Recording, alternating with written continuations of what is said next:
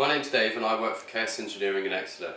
We're currently the gas service and maintenance contractors for Exeter City Council, and today I'd like to make a short video to show you how to reset the Vaillant Ecotech Mark 1 and explain some of the controls. This is the Vaillant Ecotech Mark 1, the boiler that Exeter City Council has been fitting for the last couple of years.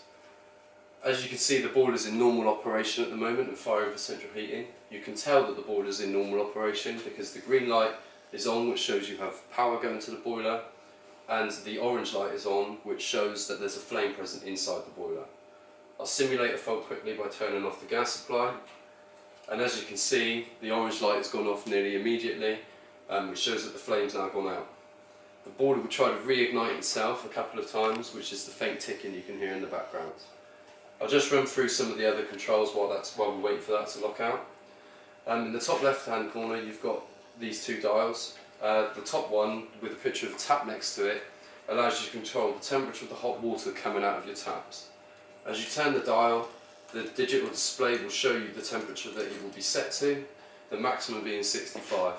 This is a comfort setting, so you can turn it up or down to wherever you feel comfortable. The same with the dial underneath. This one controls the temperature of the radiators if you touch them with your hands. If you turn the dial up and down, you'll see the temperature displayed again, the maximum being 75. Wherever possible, you should leave this dial in the maximum position, because this will allow the radiators to heat up to their maximum, which will heat your house up much quicker. In the bottom right hand corner you have a pressure gauge. This shows you the amount of water that's in the radiator system itself. The little black needle should always be in the grey section.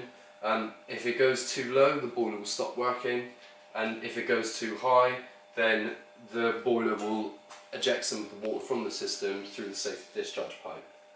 Next to that you've got the main on-off switch for the boiler, with the numbers 1 and 0 next to it. 1 shows that the boiler is on and 0 shows that the boiler is off. As you can see, the boiler has now gone to lockout. The boiler in this state is completely safe, so the boiler will not try to fire for hot water or central heating, and it's waiting for somebody to come along and reset it before it will start working again. In the digital display you'll see an F code. The F code will always be a letter F followed by 2 numbers. If you need to call us out at any time, it's very helpful if you can take note of that number and quote it to us when you're on the phone. You can now see as well that underneath the display the orange light has gone out and the red light has come on. This red light is indicating that there's a fault with the appliance and that it needs to be reset in order for it to start working again. The way to reset the boiler is to just press this top left hand button, the one with a picture of a flame with a cross going through it. There are 2 common faults on the Ecotech Pro, F28 and F29. These are both saying that the boiler has run out of gas.